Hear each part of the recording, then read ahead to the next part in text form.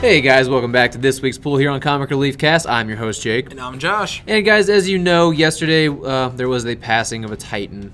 Stan Lee sadly passed away at the age of 95, and if you're here especially, then you definitely have felt the influence of his life and legacy on your lives. We just want to give a shout out to Stan. We couldn't do what we do here without him, honestly. Every comic book retailer in the world probably wouldn't exist without Stan. And we just want to give our most humble of thanks to him and his life. Josh, did you want to say anything? I'm a lost for words. I can't really say anything. Yeah, it's definitely been tough. It's something that we all feel like we knew was coming. I mean, he was getting up there in age, but unfortunately the circumstances surrounding his last little bit of time here that he had left was not the most ideal thing. And our hearts go out to him and all the people who are feeling, his passing. We definitely feel it too. So we just want to say, in remembrance of Stan, this week is dedicated to you. And honestly, what a week that Avengers 700 and Amazing Spider-Man come out this week. Yeah. But on this episode, we are not going to be covering those issues. So let's get right into what are we reading this week. First thing we're going to be tackling is Electric Warriors #1, Wonder Woman 58, Superman #5, God of War #1. Flash #58, Mr. Miracle #12, the finale, Catwoman #5, and Hawkman #6. And we're going to get straight into Electric Warriors #1 by Steve Orlando and Travel Foreman. Josh, how'd you feel about this issue? Personally, I felt like this issue was a little pointless. I feel like it's the same kind of stuff that we've read or we've watched before, and nothing really excited me when I've read the synopsis on this book. Nothing really, blew my hair back on it. And when I read it, it was exactly what I thought it was going to end up being. It was going to be an issue that I felt was very vanilla. Yeah, it's a 6-issue miniseries.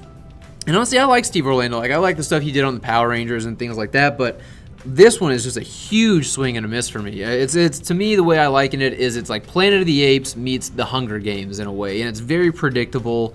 There's nothing about this that excites me. It's very imaginative, I would say. Like, there's a lot of ideas happening in this book, but there are so many thrown at you so quickly that you don't understand what's going on. There's a lot of terminology being used they're made up words, and you're not really sure what the hell is being talked about. By towards the end of the issue, you kind of understand it, but it's really outlandish. It doesn't feel like it fits in the DC universe at all. This feels like a bigger swing and a miss than any of the new DC Heroes titles that came out. This is definitely not something that I would recommend by any means to anybody going in. There's a lot to pick up this week. This would be at the very bottom of my list. Yeah, I agree. There's a lot that is coming out from both Marvel and DC, and also from indie publishers. And this one I feel like is going to get cast underneath the radar, but at the same time, I really wouldn't suggest picking it up. There's other things that I feel like I could suggest that would be better for you to spend your money on. Absolutely. So with that, I will unveil this week's rating, and this is going to go across both episodes this week. So I'm going to give this one 0.5 Excelsiors. I can't think of a reason to pick this up. I can't think of anybody who would want to pick this up. I don't understand why DC put it out in the first place. I'm actually sorry, guys. I'm actually right there with you. I'm actually at 0.75. Okay. Mostly, I'm only giving it a little bit more just because, Hi-Fi does do the coloring, which I think the colors are good. Yeah, the coloring, and also, they do make these little, you can tell what it was like they had to make some kind of nods for it to seem like a DC title, and some of the stuff was kind of fun to see, like the laughing fish sure. Joker. Yeah. But you know what? Let's spice it up. Let's put a little more energy into this, because I feel like with that Stan Lee intro, we've kind of been a downer. Let's get back into it. Wonder Woman issue 58, and now the reason we're reviewing this issue is obviously it's so late into its run right now, but it's because a new team has been brought on to this book, and we thought, okay, let's see, is this a good jumping on point? Is this something that readers could pick up and go, okay, this is a good starting point for anybody looking to jump on Wonder Woman right now? And honestly, I'm having a hard time finding out G. Willow Wilson, I think, is the writer. Okay, that sounds right. And then Nord. I'm having a hard time finding the names, but yeah, G. Willow Wilson, Nord. It's got a great Dodson cover. It's got an even better Jenny Frison variant cover, which I think is a cover people should be looking for if they go up in price. It seems like it's slowly selling out online as the last time I checked. Yeah, and which is a Tuesday, so it's very possible that cover goes up. So if you can find it for cover price, snag it. But so basically, this book It starts off, and if you didn't read Justice League War with the Dark Side War, I don't think you'd understand who Grail was. Ares, I think everybody knows.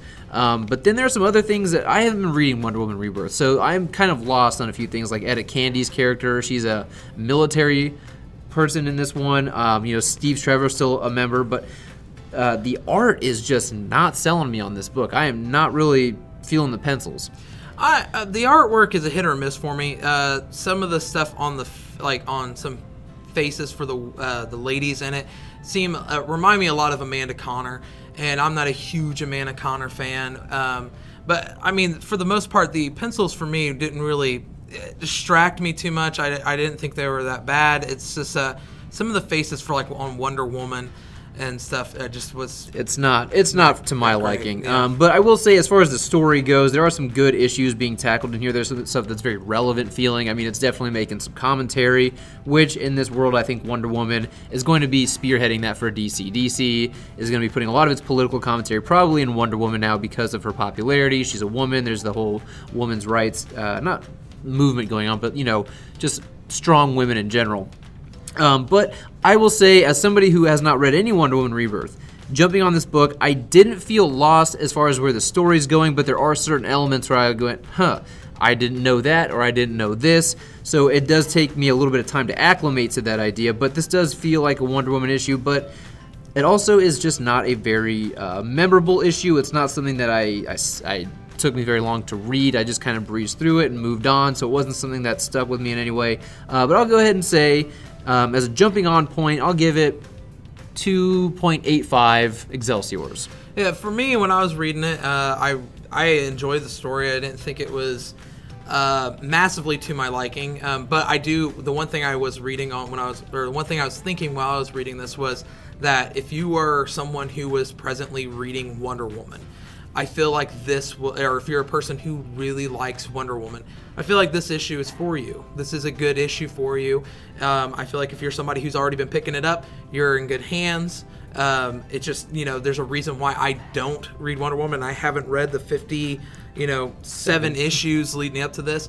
And this kind of adds into that, I do think it was kind of enjoyable, though. With that being said, I'm actually at 2.75 Excelsior. Yeah, I think part of it is that there's a strong emphasis on some Greek mythology characters. Yeah, of course, yeah. And I love that. That gets your boner tinkling. Is that what boners do? Yeah, they tinkle. They tinkle? Okay. They tinkle. I just thought a there little was bit. like an organ in your body that makes sure you don't tinkle while you have a boner. Well, I mean, sometimes you drip a little bit. Okay. Yeah. If you do, go see a doctor, guys. Especially if it's like a white discharge. It gets like a white foam that All comes right. out the tip. Moving on to Superman #5 of Brian Michael Bendis and Ivan Reyes. We've got the Adam Hughes cover up on there for you guys because we just thought that was such a great cover. Great cover. But both covers I think are actually really strong this week. Mm-hmm. And as you guys know, well, if you've been listening, Josh and I have been kind of waxing and waiting on Bendis' Superman. We liked the start of it, then it kind of started to go, where the hell is this going? Then the last issue kind of brought us back. Now here we are with Superman #5.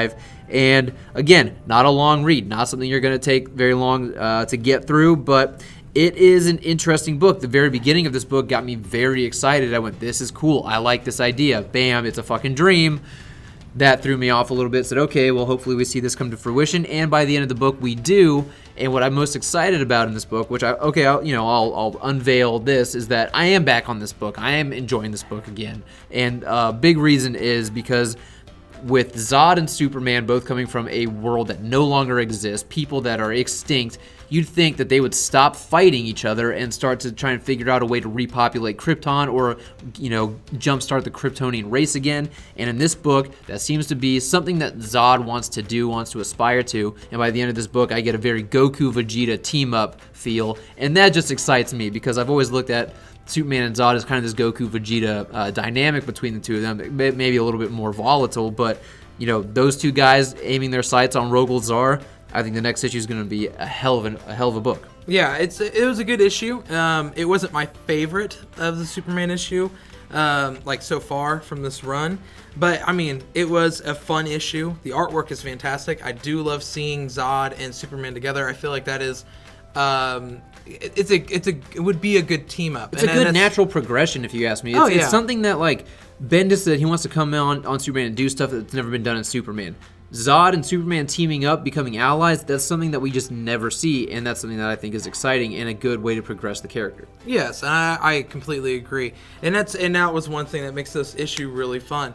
I do, and like I said, the artwork in it is just, it's really great. I do like seeing Zod in a book. I think that Zod is a character that doesn't get enough. Lately he has been. Say Hal Jordan, the Green Lantern Corps. Yeah, but I feel like it's a character that with Superman, a lot of people always want to go Superman Lex, and I like to see more Zod.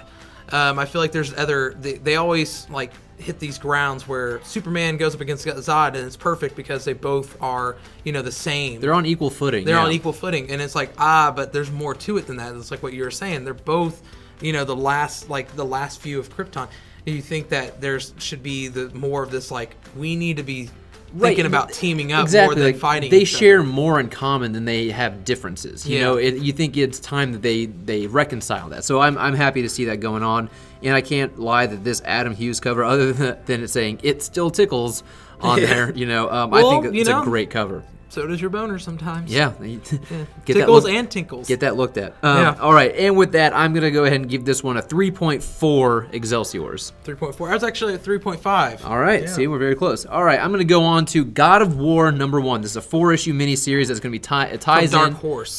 From Dark Horse, that ties into the latest God of War game, where he's kind of going the Norse mythology, the Norse pantheon of gods. It's by Chris Robertson and Tony Parker. And right away, this book lets you know that this is almost a prequel series to the game, because Kratos is asking Atreyu, hey, where's your mother? So if you guys have played the game, once that game starts, Kratos' wife is dead. So this is a little bit of a prequel. Not a lot happening in this book. It's a 4-issue series. I don't imagine a lot is going to be explored in this book, because I think they don't want to tread on any territory that could possibly be revealed in the next installment of the game. But there's a lot dedicated to Kratos dealing with his rage. Not something that I ever really thought of as Kratos having a huge problem with. More so as it just being a tool he utilizes to fight against his enemies. But it's heavily featured in this book, and I didn't really understand why. It didn't seem something that was as much in character as much as like just a man who's tormented, who's lived a life of torture and an unhappy life. Maybe rage is the product of that, but it's a lot about his rage, and there are some great gory moments, some great graphic moments in this. So, if you're into that, if you're into some Kratos and some God of War, this is something I would recommend picking up. It's not something that I would rush out to get, but if your pull is kind of light this week, you're a huge God of War game fan, this is something that I'd say will excite you. It'll get you a little excited. So with that, I'm going to go ahead and give this one just 3 Excelsiors. It's not great by any means, but in no way does it seem like a waste of my time or money. All right, and I read Flash 58 by Joshua Williamson, and I'm going to ruin this name. Rafi Sandoval? Rafi Sandoval? Yeah, Sandoval. Yeah, okay. I am horrible with names. No, he's a badass artist. Yeah, which is great. I mean, the last penciler that was on Flash. Was it Howard Porter? Howard Porter did the variants. I don't know if he did the pencils inside the book. I can't remember. But it's definitely a good change. I love the art. I love the pencils in this, the coloring. It's great. We're following Flash, and he's on the search on this Force Quest is what it's called, with Iris, and searching and trying to understand the Speed Force better, but also understand these new forces that are out now.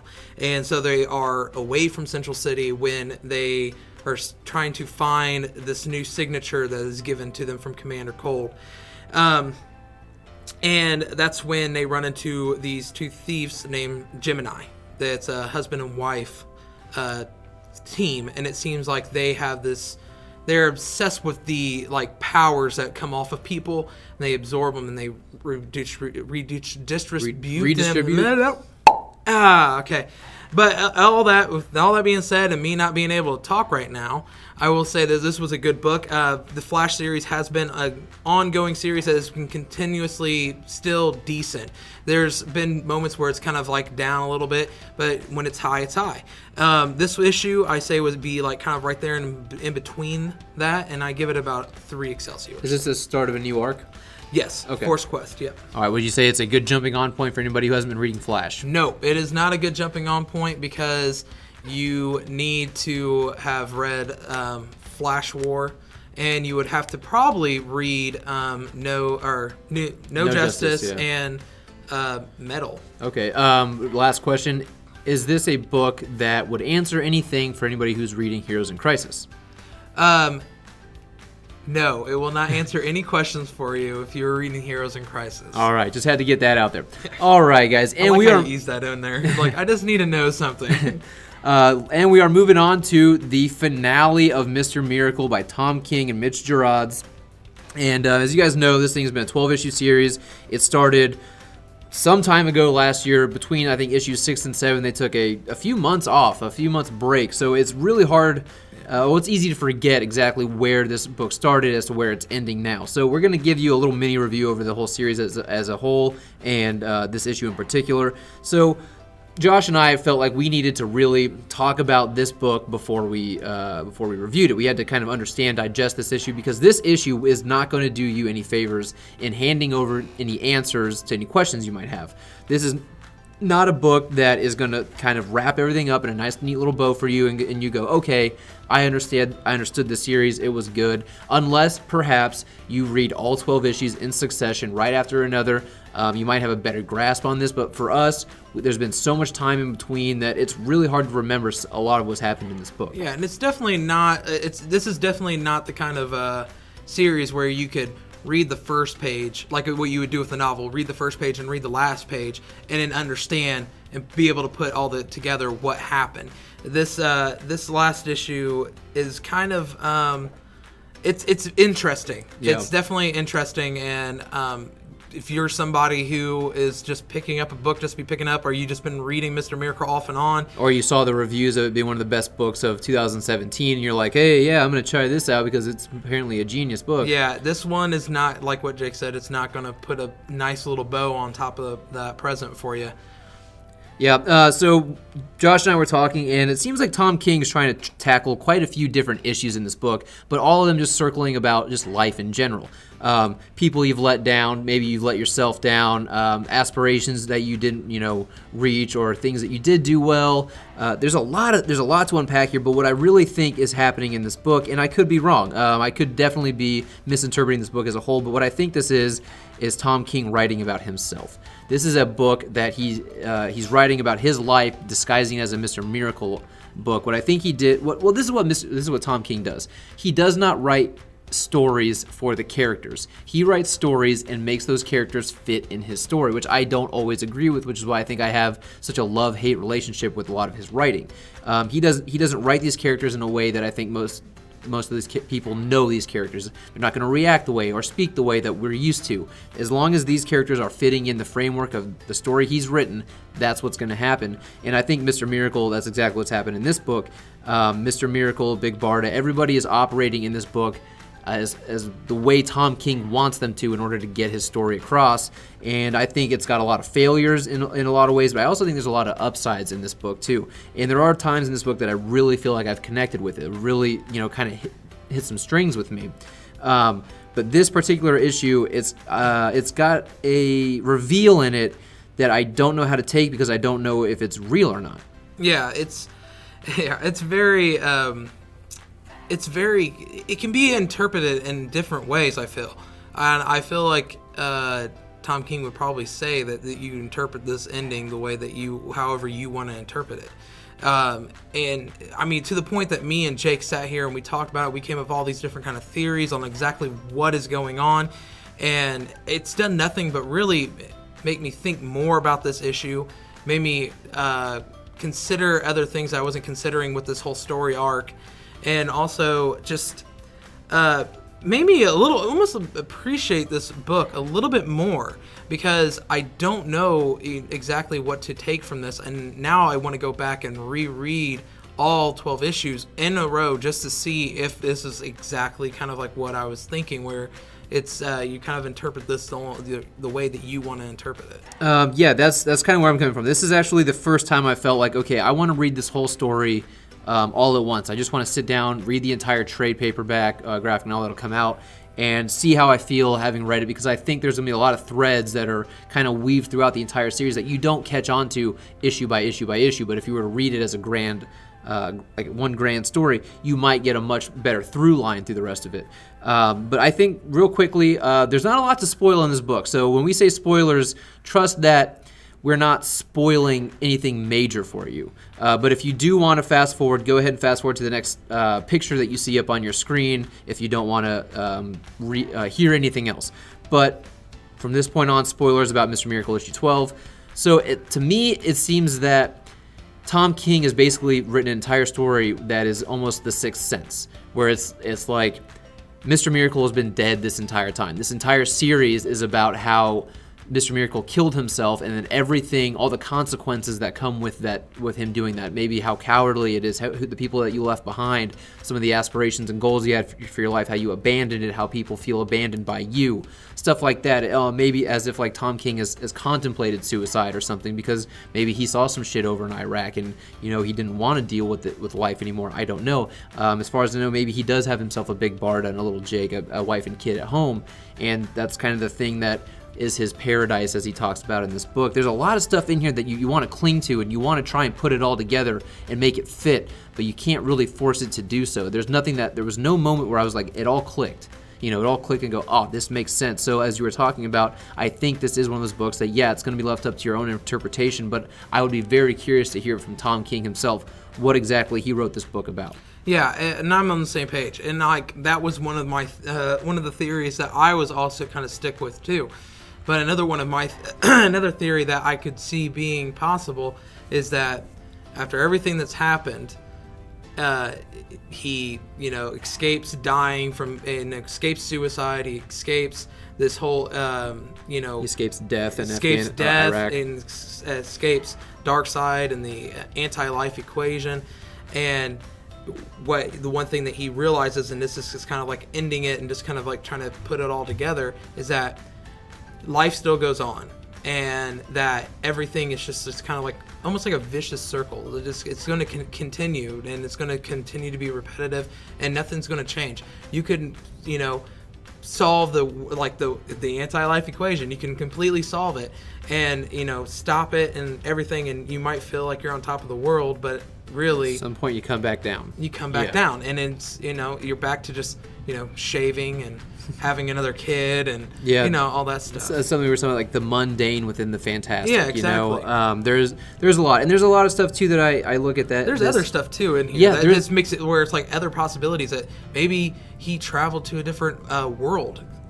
Yeah, I think there's just a lot to unpack in this book. There's a moment in this book where he talks about how you had this paradise, you had this perfect life, and maybe what Tom King is saying is that to the outside world, it seems like he's got this perfect life. He's got a kid, he's got a wife, he's got a dream job writing comic books, but maybe there's still some part of him that feels unfulfilled. Some part of him still feels unhappy. Some part of him that still feels like something's missing. And I think you can interpret this book that way. There's a lot of different things you can glean from this book. And I'd say that ultimately it's up to the reader to decide, what it is they're taking away from this book. But I'm just trying to throw out all these different meanings that could possibly be interpreted here. So with this issue, Mr. Miracle number 12, it was not my favorite issue of this series, though. I did want a few more answers, and it does say in the end of this book that Mr. Miracle will continue, but this saga itself will not continue. Yeah, Mr. Miracle will not continue. It says will not be continued, but we'll have a successor. Yeah, shortly or something. Or maybe it's his kid. It could be Jake. But so for Mr. Miracle issue 12, I'm gonna give this one 3.25 Excelsiors. But the entire series as a whole, I'd say I would just go three Excelsiors until I get a chance to read it again, because there were many issues that I was just like, this is not working for me. This is not something that I'm enjoying. But there were some issues that I thought hit really hard, that I thought were honestly brilliant. Yeah. I'm actually at 3.25 for this issue. But for a series as a whole, I'm actually going to go a little bit higher. I'm going to go up to about 3.75. Okay. The only reason why I'm going up a little bit higher is because some of the moments when it does hit, it really does hit, But the other thing, too, is one thing, especially with this issue in particular, that I absolutely love, and it's one of the things I do love about comic books, is that it gets people talking. Yeah. I love it when an artist puts out something where everybody has a different point of view, and nobody's wrong, you know, because it's how you interpret it. I love when a writer does something like that. Some people find it to be a little lazy, but I find it to be fun, and I feel like it's really nice to be able to sit down and talk to somebody about something, and that's what this does. It starts up conversations that are real life conversations between other people. Well said. I will say this too. I am going to pick up this graphic novel. I am going to order it for myself because I do think that upon a second read, my opinion of it will be better. My grade of it would be higher. I just think there's so much time in between, and when it first started off, I was just not keen on this book. Oh, yeah. I kind of wanted to hate it there for a little Yeah. while. I really did. So, I'm right there with you. but I'm gonna give it a second read once the trade comes out. I am gonna buy it for myself. So, all right, I'm gonna move on really quickly to Hawkman number 6 by Robert Venditti, Brian Hitch. Man, this series just keeps hitting, man. When we're talking about like Mr. Miracle hitting hard, this book hits hard. I'm loving everything about this book. It is so imaginative. It is so much fun. It's going to so many different places. I never would have expected something like Hawkman to go to. Him and Ray Palmer in this issue going to the microverse, kind of like an Ant-Man, you know. Of course, you got Ray Palmer with you, so you are going to go there, and you're going to have a hell of a fucking time doing it. And the other thing that's really cool is all the different iterations of Hawkman throughout the millennia, the time and space. And in this one, he gets himself a little bit of a Hawkman ship, right? And I love the design of the ship. I love the way that it looks. And the coolest thing about it is the way he flies this ship is he straps himself into a harness and flies like he does with his wings, but that's how he controls the ship. And I think it is just so fucking cool and something I would never would have thought about doing. But this series is just a continual surprise for me. So I'm going to give Hawkman issue 6 a nice solid 3.8. 3.8? Excelsiors. I'm loving it. Well, when you know Jake's gonna sit here and cream all over about Hawkman, you know that Right Josh on is gonna cue. cream over Catwoman by Joelle Jones, issue 5, and this is continuing off of this whole. It's leading up to a showdown between a character called Miss Krill and Selena Kyle, and Miss Krill is just the most believable villain. Like, you feel like you could see this white woman on the street, but at the same time, she is one of the probably the most diabolical people that you would ever meet. Like, it's gory, it's crazy. The artwork is amazing in this, and I love Joelle Jones. What she's doing on this book is just amazing. The artwork's great, the coloring's great, everything is perfect in this book. And with that being said, I'm going to give this one a 3.8 as well. All right. Which is the reason why I was really kind of shocked that you said 3.8. All right. Well, guys, that is all we've got for you for this week's DC episode. We really appreciate you listening this far. Again, with having just lost Stan yesterday, definitely make sure you pay your respects in however way you see fit. Just make sure you remember the guy. You appreciate the fact that if it weren't for him, comics wouldn't be the way they are now. The Hollywood industry wouldn't be the way it is now. Pop culture would not be the way it is now. So everything that you do hold dear and that you love and cherish about your childhood, nostalgia, the comics and characters you're still into today, a lot of it has to do with him. And just make sure you pay your respects. But we appreciate you guys listening. Make sure you hit that like button if you like this. Share this with any of your friends that might like to hear some new comic books being reviewed. Comment below. Let us know your thoughts on any of these books. Are you planning on picking any of these up? Did we sway you one way or the other? What are you planning on picking up? If you guys have already read them all, let us know your thoughts down below on what we've already covered. And of course, guys, subscribe to this channel. We are so close to hitting that 800 mark and actually staying there. So definitely help us out, and good day.